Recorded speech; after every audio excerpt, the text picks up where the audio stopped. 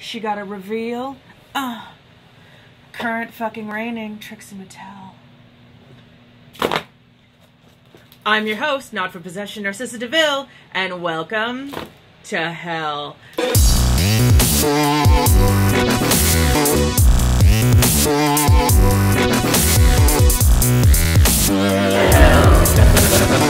Girl, oh my god, okay?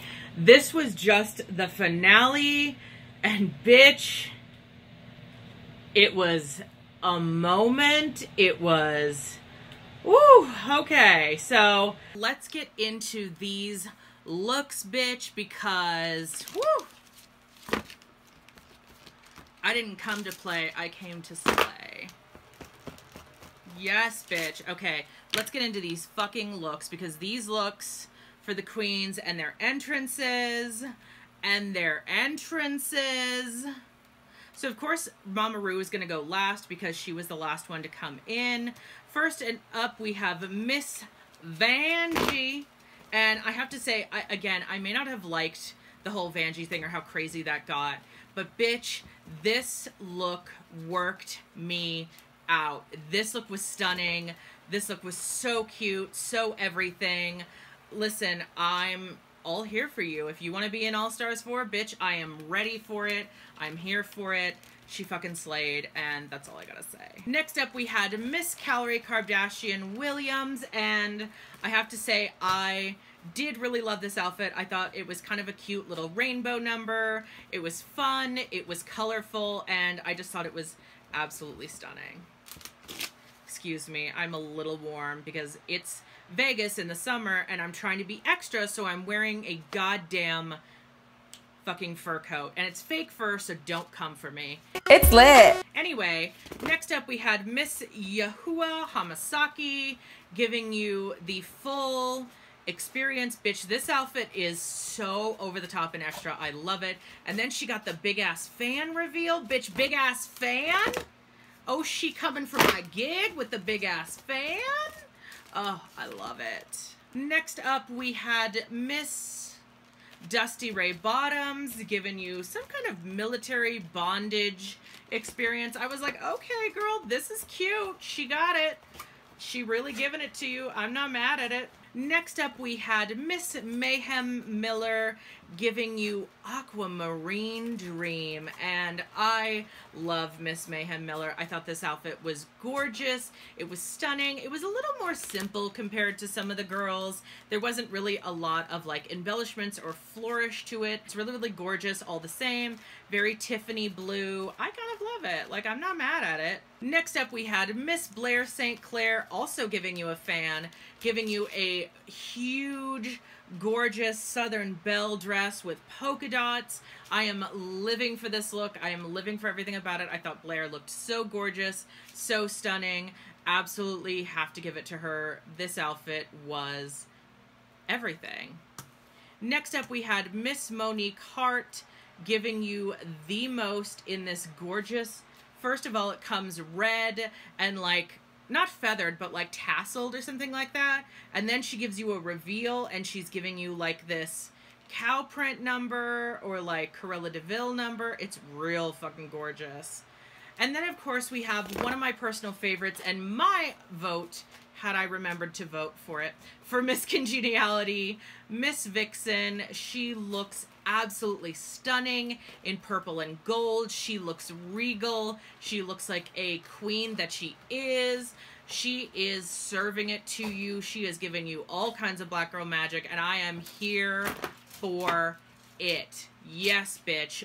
Work. Oh, God. And she's always stunning, and I always love her, so, like, you know. Next up, we had Miss Monet Exchange giving you a fancier sponge dress that didn't include sponges, but definitely has the green and yellow sponge coloring. And then, of course, she pulls a piece of sponge out of her boobs because that is now her trademark. She is going for the purse first thing. I mean, she even got a single called Soak It Up that was with Bob the Drag Queen. And I was like, bitch, you better fucking get your spongeness. You better brand yourself with those fucking sponges and get it. Next up, we had Miss Cracker, who was clearly in mourning, wearing all black, black hair, black gown, coming out with a veil. Bitch Miss Cracker was in mourning because this bitch did not win, but she looked stunning. So really, who was the real winner here? Next up, we had Miss Aquaria, giving you a gorgeous, kind of like Playboy looking moment. She has this like leather-ish dress, and then there's like this mask on top. It's very Madonna circa the erotica era. It's so stunning, so fashion forward, and so very Aquaria. Then of course we have Miss Asia O'Hara, who is giving you Red Queen realness. This look is so stunning. This look is so gorgeous. I absolutely love it. Can't say nothing bad about it. Next up, we have Miss Eureka O'Hara, giving you a kind of Southern Belle look. This dress is not my favorite on the bottom, but luckily the bottom falls off to reveal a more tight skirt, and I really love this look better. I think it works better, and it's very form-fitted, and it's very Eureka. And then, of course, finally, last but not least, we have Miss Cameron Michaels giving you a princess on the bottom and like some kind of anime fantasy up top. Like that hair and that like crown piece are very like anime fantasy, and it's cute. I actually have to say this is a cute look for Cameron Michaels. Girl, the shade. I thought it was really cute that they started off with a thank you to the original season 1 queens. I thought that was really great, showing them off and kind of like just bringing them back, because obviously it's been a decade of Drag Race, and bitch Mama Ru pulled out all the stops for this. She was not fucking around. She was not playing. She was not here to play. And I thought that was really great, because I think that ultimately was really a nice moment, and sharing and featuring the season 1 girls who a lot of people may not even know. So of course we got to see them start with Aquaria and kind of like talk a little bit more about her and show like her previous, how she had done so far in the season. They do a little moment with her parents, a little Q&A. It's really cute. It's a moment. And then we were gagged by a special message from Oprah congratulating RuPaul on 10 years of Drag Race. That was absolutely incredible. I was so gagged for her. I was so happy for her, and it was really cool to see Oprah there and see her like just congratulating Ru, because you know Ru has always been seen as like the drag queen Oprah, and so to see Oprah celebrating her was just really amazing. Next up, of course, was Asia O'Hara, and they kind of talked a little bit to her boyfriend, and I love Mama Ru was like, so what are your intentions with my daughter? I was like, yes, bitch, work. That is so funny. I was like, yes. And you know, for me, looking at them, I felt like going into this, Aquaria and Asia were the obvious top 2. I knew they were doing the elimination or the finale just like they had done in season 9, so I figured they are the obvious top 2. They're the ones to beat. And so I was just like, okay. And then there was a moment during Asia's interview where Ru asked Asia what she would say to her parents, who are both dead.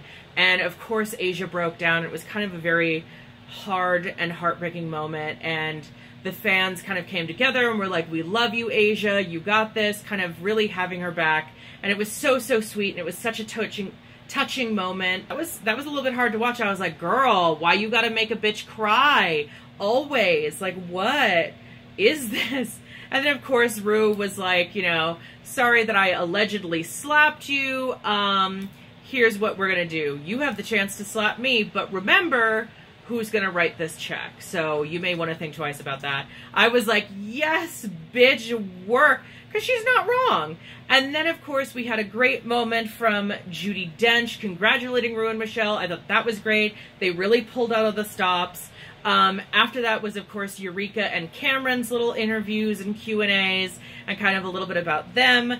I'm going to rush through that because I don't really care, and I know that's shady, but like, whatever. You don't watch me because I'm unbiased. I hope. Like, I was biased for this bitch in All Stars 3, and I was biased for Aquaria for most of season 10, so, like, you have to know by now what you're getting, right? Right? So then Sally Jessy Raphael did kind of a review of all of the previous seasons, 1 through 10, kind of a look at just Drag Race through the last decade and iconic moments and like emotional moments of people revealing things that were very, very personal. And I just thought it was really, really nice and really, really sweet. It was a good little moment. And then they had a lip sync mega mix of the Queens of Season 1 versus the Queens of Season 10, lip syncing to a bunch of different songs off Ru's albums throughout the decade that she did specifically for Drag Race. I thought that was amazing. I thought that was so cool. So that was really fun to watch. And then, of course, we get to the moment, bitch, okay? We get to the moment, okay? The moment we've all been waiting for, the only thing anyone cares about, frankly. So the first lip syncs were Cameron Michaels. She got to choose, and she chose Asia O'Hara, and their first song was to Nasty by Janet Jackson. Now that is an amazing song, a song I really love, and kind of the looks Cameron and Asia were serving, I was like, what is this going to turn into? What is this reveal going to be? And honestly, I'm sorry, I love Asia O'Hara so much, but her reveal was cringy. I didn't realize until much, much later that apparently she had in both of her wrists and in her boobs, she had butterflies. But apparently those butterflies were barely fucking alive. And so when she released them, nothing happened. And so I think you have to be, I feel like that's one of those things that you have to be very, very careful if you're going to use something that's like live. And I think something like butterflies, it probably would have looked so stunning if it had worked. But ultimately it didn't work. And honestly, you know what? I wasn't a big fan of hers. But I have to say, Cameron really slayed this lip sync. There's nothing I can do about that. So, unfortunately, it was Asia's time to go home. Asia O'Hara was asked to sashay away, kind of like Miss Shea last season, but we're not going to get into that. And Cameron Michaels was declared the winner of that lip sync. The second lip sync was, of course, between Aquaria and Eureka, and that lip sync was to the song If by Janet Jackson. And I don't really know this one, but I have to say the whole time I was like, Aquaria, you better work it, bitch. You better fucking win this, bitch. Like, I was really nervous for a second there. And honestly, I felt like Aquaria really did the better of the two. I thought they both did really good, so it was kind of hard to say.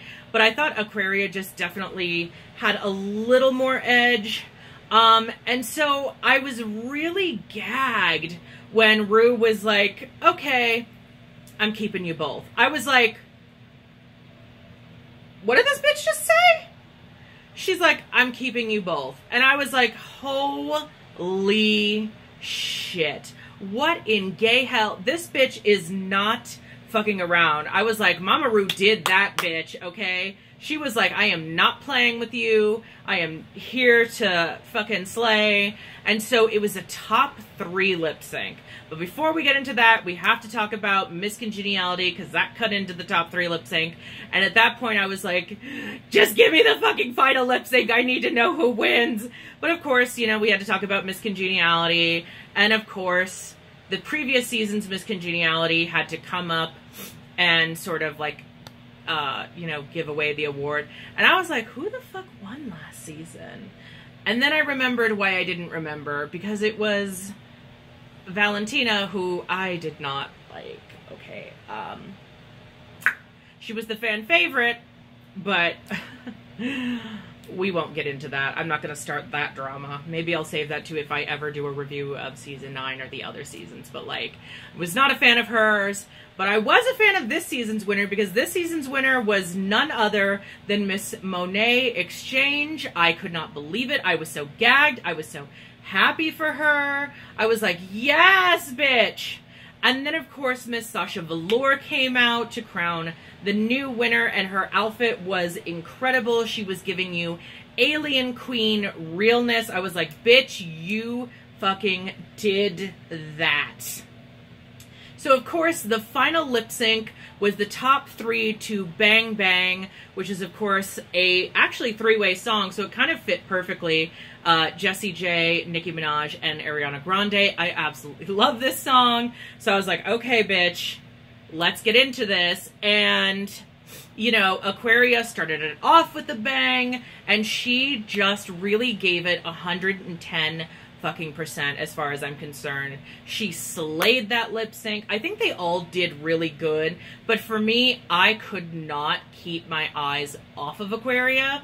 And so ultimately I was like, bitch, to me, you are the winner. Regardless of what happens, regardless of what Mama Ru says, you are the winner. And so in the end, the season 10 winner of RuPaul's Drag Race was, yes, bitch, it was Miss Aquaria. Let me tell you, this season was hers to lose. First of all, I think she did the absolute best throughout the season as far as just her performances. She was never in the bottom, much like, you know, other people who have won. She always did very, very well. She always slayed. She always had great looks. I really felt like of all the queens who were in the top 4, it was really hers to lose. And I think going into this season, a lot of people felt that way. And it was kind of very much like Violet Chachki in that in the beginning, I wasn't necessarily her biggest fan. And then as time went on, I came to really, really love and appreciate her. And I think she really got a, not friendlier edit, but I think people really came to see her more. And she realized, hey, maybe I come off as a bit of a bitch. So I'm so, so happy for you. Congratulations, Miss Aquaria. You absolutely deserve this. Current fucking reigning. Yes! Thank you all so, so much for watching. And if you enjoyed this video, please feel free to do whatever the fuck you want. You know the rules. I don't care.